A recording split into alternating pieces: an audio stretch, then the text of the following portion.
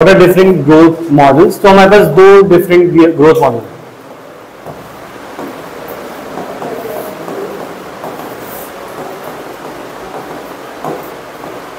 है. कौन कौन से डिफरेंट ग्रोथ मॉडल्स पॉसिबल है?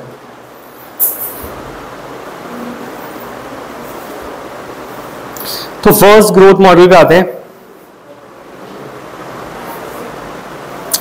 Exponential growth model. तो टाइप्स ऑफ ग्रोथ मॉडल में first growth model is exponential growth model.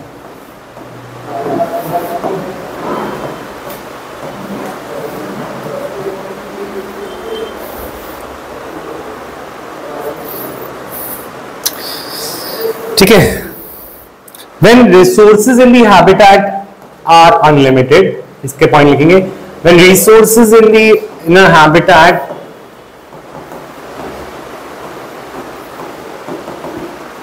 are unlimited, अगर किसी जगह पे खाना रहने की जगह अनलिमिटेड हो जाए, रिसोर्सेज अनलिमिटेड हो जाए, ठीक है, each species has the ability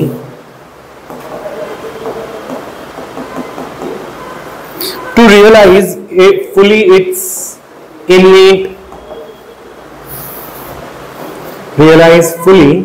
its innate potential to grow in number. Innate potential to grow in number. एक टॉपिक रहता था तेरा पीछे लास्ट है ना, हाँ अभी याद दिलाते हैं. तो हम ये कह रहे हैं, जब कोई स्पीशी को अनलिमिटेड खाना दे दिया जाए, अनलिमिटेड जगह दे दी जाए, तो वो स्पीशी उस स्पीड पे बढ़ेगी जो उसकी स्पीशी की एक इनबिल्ट वैल्यू है. जरूरी नहीं है कि ह्यूमंस की उतनी हो या एलिफेंट्स की उतनी हो, सबकी अपनी अपनी एक वैल्यू होगी. वो इननेट वैल्यू जो होगी उस पर वो ग्रो करने के केपेबल होगा, अगर कुछ भी चीज लिमिट नहीं कर रहा. और डार्विन ने शो किया था कि एक छोटी सी पॉपुलेशन इस केस में ज्योमेट्रिक फैशन में ग्रो करते हुए बहुत बड़ी वैल्यू दे देगी. फॉर एग्जाम्पल अगर हम एलिफेंट्स की बात करें, तो एलिफेंट्स का जो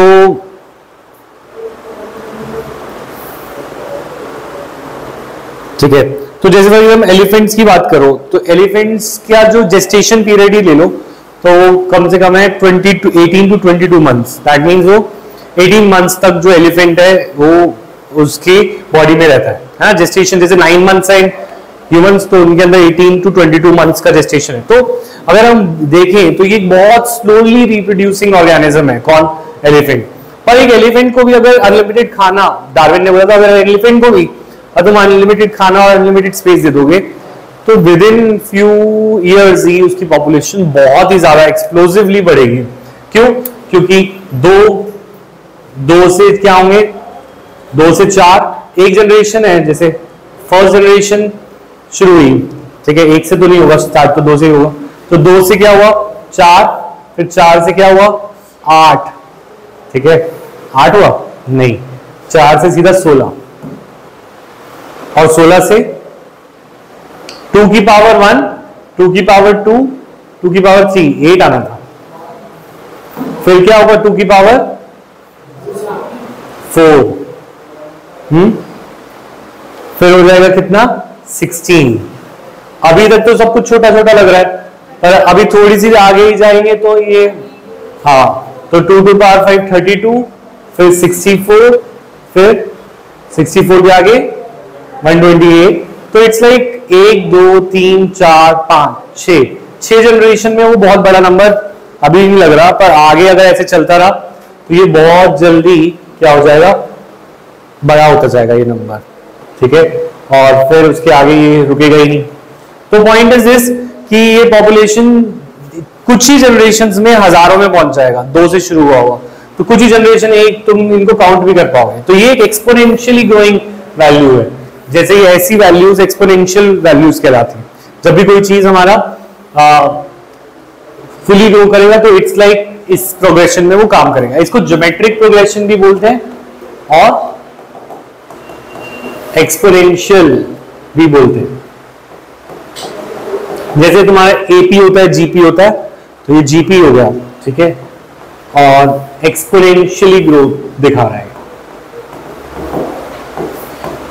इस केस में अगर हम इसका ग्राफ बनाएं, ठीक है, फॉर एग्जांपल एक जनरेशन में, तो ये तो सपोज एलिफेंट्स तो बहुत लंबा टाइम ले रहे हैं, बैक्टीरिया तो ये दिखाते ही हैं एक्सपोनेंशियल ग्रोथ। फॉर एग्जांपल एक कल्चर प्लेट है या फिर एक एरिया है जहां पे बहुत सारा फूड है बैक्टीरिया का, तो बैक्टीरिया के तो अनलिमिटेड हो गया वो चीज, तो वो अनलिमिटेड ग्रो करता जाएगा तो, और उनकी तो लाइफ स्पैन भी बहुत छोटा है, तभी वो मिलियंस में पहुंच जाएंगे बड़ी जल्दी, क्योंकि वो रिप्रोड्यूस इतनी जल्दी करते हैं, 30 मिनट्स में रिप्रोड्यूस कर देते हैं। तो अगर 30 मिनट्स में करते हैं तो एक ही दिन में वो कितने बड़ा नंबर बन जाते हैं, ये वाली बात समझ में आई। तो अब इस केस में एक्सपोनेंशियल ग्रोथ में हम लिखेंगे कि एक ग्राफ बनाएंगे पहले तो, कि पॉपुलेशन डेंसिटी नंबर था, if you remember, population density versus time. जैसे जैसे टाइम बढ़ रहा है तो पॉपुलेशन डेंसिटी कैसे बढ़ रही है, कुछ ऐसे, टाइम ज्यादा नहीं बढ़ रहा पर पॉपुलेशन बढ़ती जा रही है, ठीक है। शुरुआत थोड़ा सा स्लो फेज में होता है पर फिर अचानक से ये आगे की तरफ बढ़ जाता है, ठीक है। इसे बोलते हैं जे शेप्ड कर्व देगा, ये कैसा कर्व देगा, जे शेप्ड कर्व, ठीक है। तो अगर हम इसको दिखाना चाहें इक्वेशन से, तो इसकी इक्वेशन बनती है n टाइम में इनिशियल n नॉट से e नॉट आर टी। तो इस केस में nt is the population at time, population after time t, population after time t, ठीक है। n not is the original population, n naught is the original population,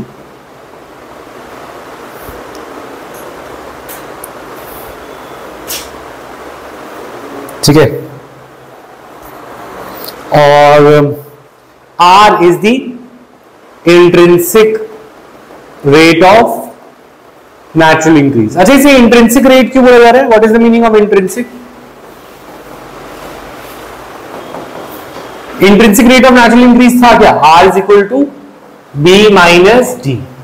अच्छा, अगर किसी को unlimited खाना दिया जाए तो वो स्पीशी अपनी इनबिल्ट एक वैल्यू है, एक इनेट वैल्यू है जिसपे वो ग्रो कर सकती है, वो ग्रो किस वैल्यू पे कर सकती है, R वैल्यू पे। तो इसीलिए इसे बोला है इंट्रिंसिक। इंट्रिंसिक माने उस स्पीशी के अंदर है, उस पॉपुलेशन के अंदर वो वैल्यू है, क्योंकि उसके अलावा और तो कोई एक्सप्लेनेशन नहीं है कि हर एक अलग अलग स्पीशी अलग अलग लेवल पे क्यों ग्रो कर रही है।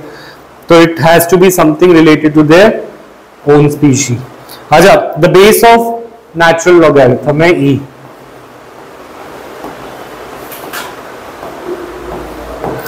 ठीक है।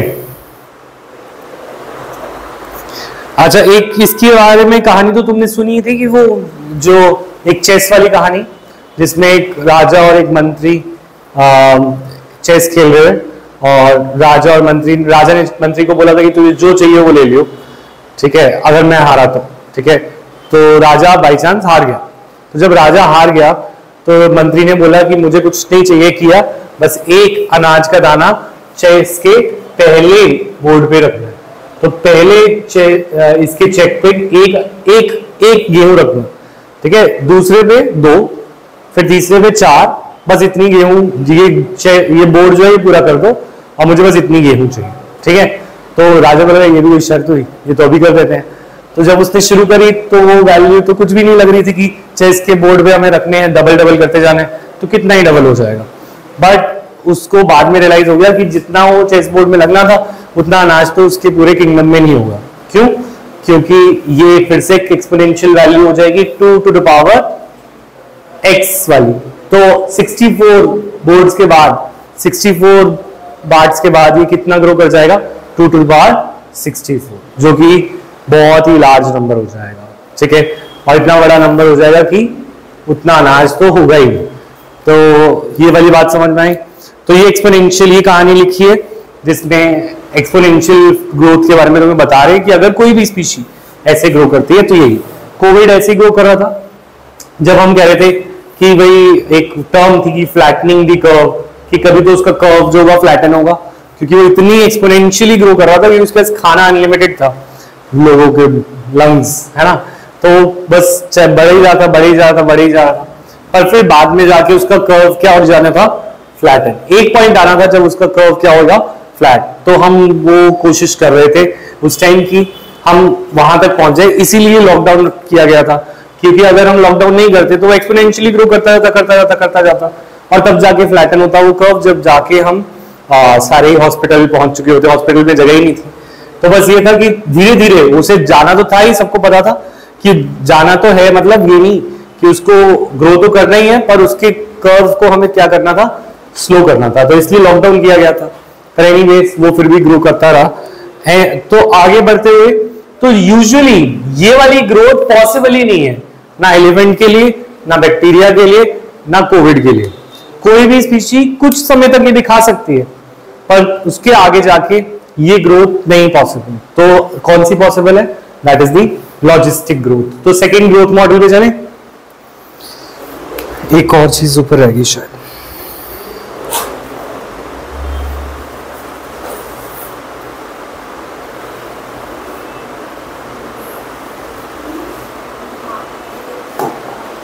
तो second model is logistic growth. हाँ, मतलब न्यूमेरिकल तो नहीं आएगा,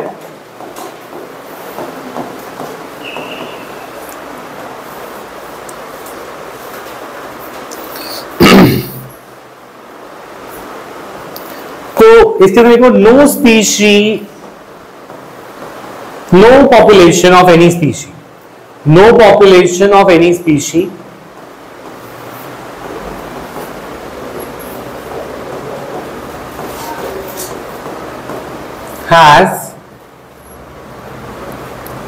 has at its disposal unlimited resources